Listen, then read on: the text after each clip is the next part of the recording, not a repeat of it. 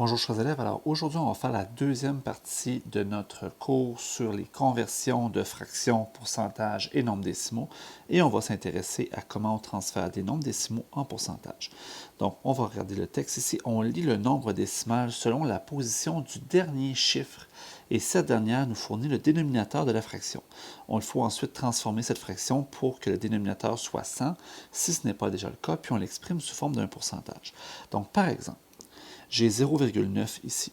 Donc 0,9, le 9 il est à la position des dixièmes. Donc ça se lit 9 dixièmes. Donc ma fraction va être 9 dixièmes, donc 9 sur 10, et on va transférer pour le mettre sur 100. Donc fois 10 au dénominateur, fois 10 aussi au numérateur, ce qui nous donne la fraction 90%. Et là, la clé, c'est vraiment ça. Donc 90%, ça veut dire 90%. Maintenant, si on prend le deuxième exemple, c'est 0,127. Mais 0,127, ça se lit 127 et le 7, il est à la position des millièmes. C'est dixième, centième, millième. Donc 127 millièmes. Donc ça veut dire que c'est 127 sur 1000. Et là, moi, je vais avoir des fractions sur 100. Donc, si je veux avoir une fraction sur 100, qu'est-ce qu'il faut que je fasse? Bien, il faut que je divise par 10. Là, tu vas me dire que 127, ça ne se divise pas par 10, et tu as raison.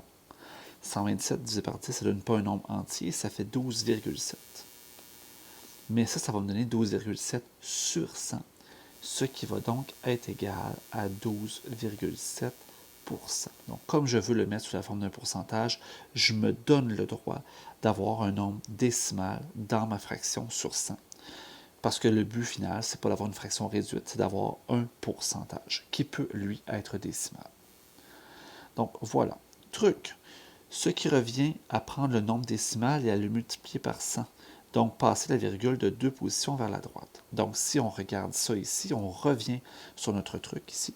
J'ai 0,9. Si je veux l'avoir en pourcentage, tout ce que je fais, c'est que je tasse la virgule de 2 positions vers la droite. Ça revient à multiplier par 100. Donc, tasse de 2 positions. Je remplis ça ici avec un 0. Et ça fait 90%. Même chose ici, 0,127. Je tasse ma virgule de 2 et de 1 et de 2. Donc, la virgule s'en vient là. Et ça fait 12,7, mais en pourcent. Donc, deuxième façon de le faire. Maintenant, comment est-ce qu'on fait pour transformer un pourcentage en fraction? Eh bien, tout simplement en réduisant la fraction. Donc, on exprime le pourcentage en fraction sur 100 et ensuite, on s'organise pour avoir une fraction qui est irréductible. Exemple qui est déjà fait, 40%, c'est 40 sur 100, c'est 4 sur 10, c'est 2 sur 5. Donc, si j'ai 0,2 sur 100, c'est 0,2 sur 100. Bon, là, on n'aime pas ça que ce soit décimal. On va faire x 10. Hein? Ça va être sur 1000. J'ai fait x 10. Ça va faire 2 sur 10. 2 sur 10 000. 2 sur 1000. Et là, ce que je vais faire, c'est réduire. Le 2 puis 1000, ça se réduit par 2. Ça fait 1 sur 500. Donc, 0,2%, c'est 1 500e. Donc, ça, c'est les dernières notions qu'on a. Si on se fait un résumé de comment est-ce qu'on transfère nos fractions en nombre décimal, en pourcentage, tu as un beau petit tableau à mémoire ici. Nous, ce qu'on va faire, c'est qu'on va se faire quelques exemples en résumé. Donc, j'ai mon pourcentage. Le plus facile, mon pourcentage, c'est d'aller le mettre directement en nombre décimal. Pourcentage et nombre décimal, c'est très, très, très lié. Puis pourcentage et fraction, c'est très lié aussi. Donc, 45%, ben, en nombre décimal, 45%, c'est 45 centièmes. Hein? 45%, c'est 45 sur 100. Donc, c'est 45 centièmes. Donc, le 5, il est à la position des centièmes, ici. C'est le deuxième chiffre après la virgule. Tout comme 0,34, ben lui, c'est 34%. C'est équivalent. Bon, maintenant, je vais avoir la notation fractionnaire. C'est assez simple. Donc, si j'ai 45%, ben c'est 45 sur 100. Et juste pas réduite ma fraction. Ça se divise par 5. Ça fait 9 sur 20. C'est terminé. 34%. 34 sur 100. Ça se divise par 2. 17 sur 50. 17 étant un nombre premier, j'arrête. J'ai 13,5%. Donc, si je le mets en nombre décimal, je vais faire divisé par 100. Ça va faire 0,135. Puis je veux l'avoir en notation fractionnaire. Bien, moi, ce que je vais faire, c'est que je vais l'avoir ici, comme ça. Ça ici, le 5, il est à la position des millièmes. C'est donc 135 millièmes. Et je vais devoir réduire. Bon, clairement, ça se divise par 5. Ça va être sur 200. 135 divisé par 5. Bien, je sais que 140 divisé par 5, ça fait 28. Donc 135 divisé par 5, ça fait 27. Donc 27 sur 200. Ça va être réduit parce que 27 se divise simplement par 3 par 9. Donc 200 n'est pas réductible par cette fraction-là.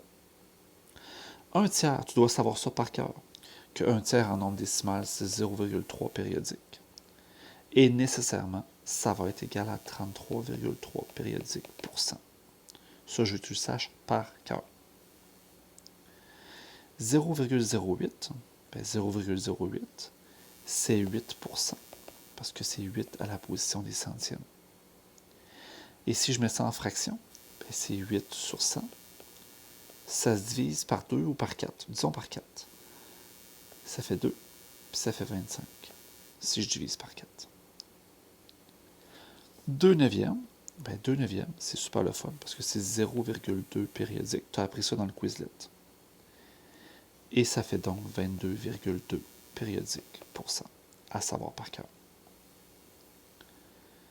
0,125, ça aussi, c'en est un que tu as appris par cœur. Ça vaut 1 huitième. C'est 125 sur 1000, ce qui fait 1 huitième. Et c'est 12,5%. Oh, des pourcentages et des fractions qui sont plus grandes qu'un entier. Ça se peut aussi. 140%, je prends la virgule, je la tasse de 2.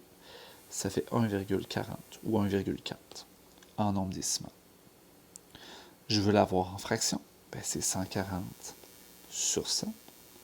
Je vais réduire. C'est 14 sur 10. Ça se réduit par 2. C'est 7 sur 5. 9 huitièmes. Ben, tu as appris que 1 huitième, c'est 0,125. Ben, 9 huitièmes, c'est 1,125. Puis en pourcentage, ben, je tasse ma virgule de 2 positions, ce qui va faire 112,5%.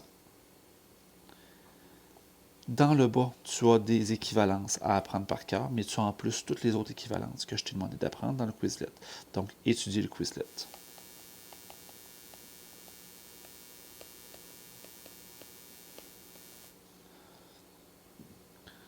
Et c'est ce qui va terminer ce bloc de notes de cours.